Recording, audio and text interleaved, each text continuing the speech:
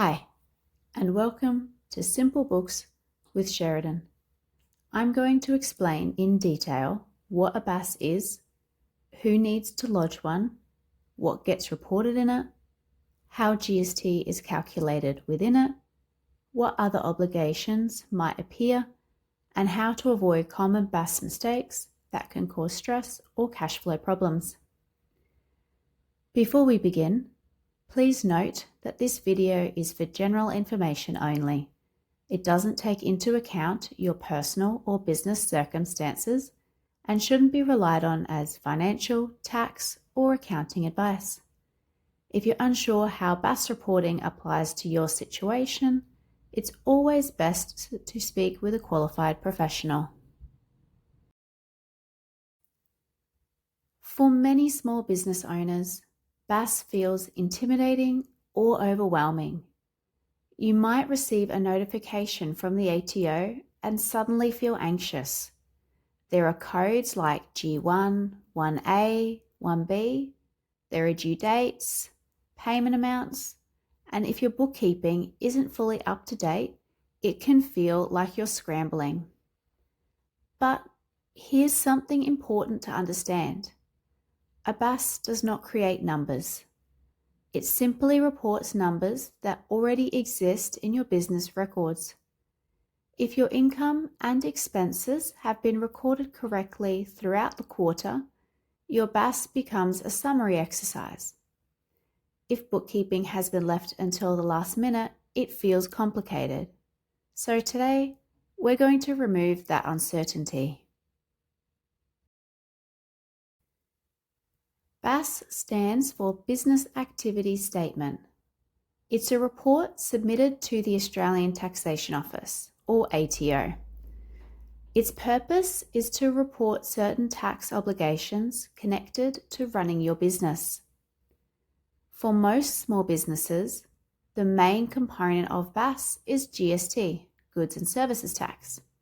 However, depending on your business structure and activities, it may also include other tax items.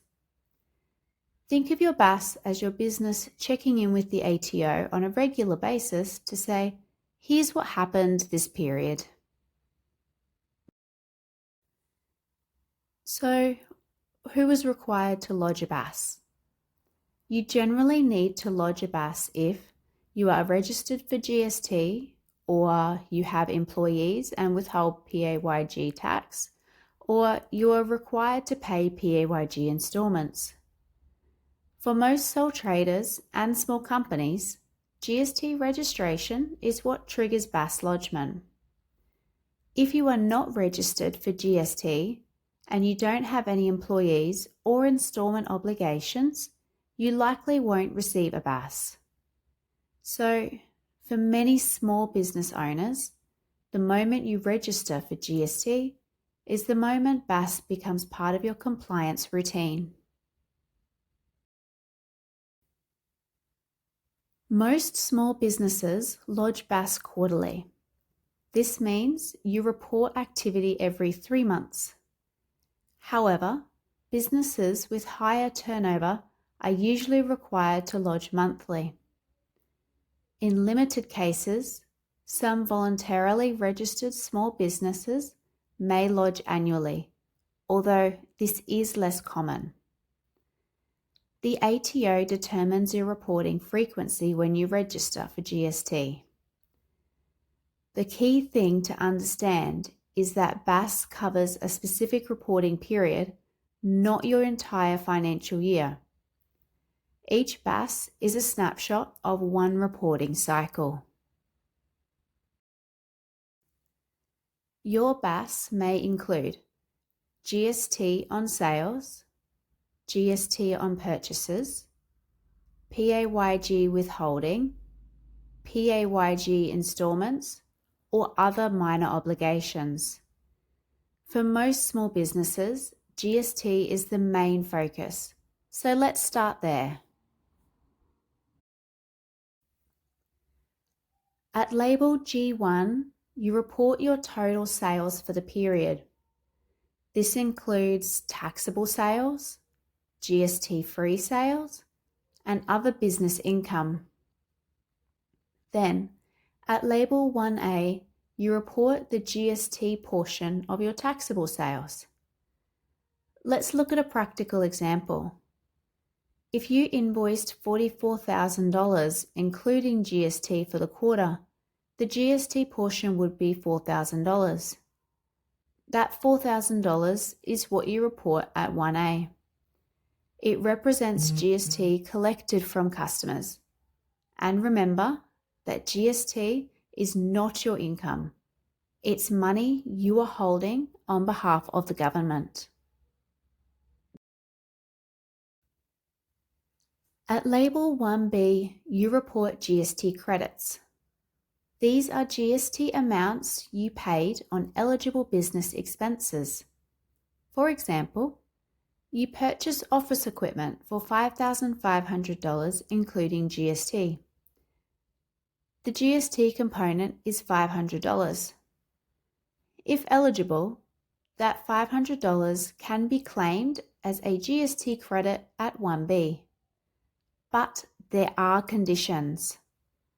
The purchase must be for business use, you must have a valid tax invoice, and the supplier must be registered for GST. Some expenses, like certain financial services, may not include GST. That's why correct coding in your bookkeeping software matters. Your net GST is calculated by subtracting GST credits from GST collected. The formula is simple. GST collected, 1A, minus GST credits, 1B, equals net GST payable or refundable to the ATO. For example, if you collected $6,000 in GST and paid $2,500 in GST on purchases, your net GST payable would be $3,500. If your GST credits exceed your GST collected, perhaps during a period of heavy equipment investment, you may receive a refund. Understanding this calculation removes a lot of mystery. Now, let's talk something practical. BAS directly affects your cash flow. If you collect $10,000 in GST over a quarter, that money must eventually be paid to the ATO, minus any credits. If that $10,000 is spent during the quarter, you may struggle to pay your BAS when it's due. A simple habit of transferring the GST collected into a separate bank account protects that money so it is there when you need to pay your BAS. Good cash flow management makes your BAS manageable. If you have employees, your BAS will include PAYG withholding. When you pay wages, you withhold tax from your employees' pay. That tax does not belong to your business. It belongs to the ATO. You report and pay this withheld amount through your BAS. It is separate from GST. It's important to treat PAYG withholding the same way as GST, money held temporarily on behalf of the government. PAYG instalments are income tax prepayments. They are usually introduced after your business becomes profitable. Instead of paying all income tax at the end of the financial year, the ATO may require you to prepay instalments throughout the year through your BAS.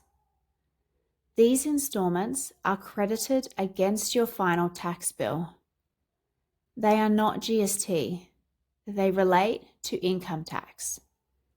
Understanding this prevents confusion when your BAS shows multiple amounts payable. For quarterly lodges, BAS is generally due on the 28th of October, 28th of February, 28th of April, and 28th of July. If you lodge through a registered tax or BAS agents, you may receive extended deadlines. Missing a due date can result in failure to lodge penalties and general interest charges. Marking due dates in your calendar or using reminders in your accounting software is a simple way to stay on track. If your BAS results in a payable amount, it must be paid by the due date. This payable amount may include net GST, PAYG withholding, PAYG instalments, and other minor items. If you cannot pay in full, the ATO may offer payment arrangements. However, interest may apply. The best way to avoid stress is proactive cash management throughout the quarter. If your GST credits exceed your GST collected, you may receive a refund. This commonly happens when businesses purchase equipment, stock, or vehicles. Refunds are generally paid into your nominated bank account. Processing times vary depending on ATO checks and your compliance history. While refunds can help with cash flow, it's important to ensure claims are accurate. Some common mistakes include incorrect GST coding, claiming GST without a valid tax invoice, forgetting to reconcile bank accounts, not separating GST funds, and lodging BAS without reviewing reports. Another mistake is misunderstanding the figures. Before lodging, review your GST summary report and profit and loss statement. Make sure that the numbers make sense.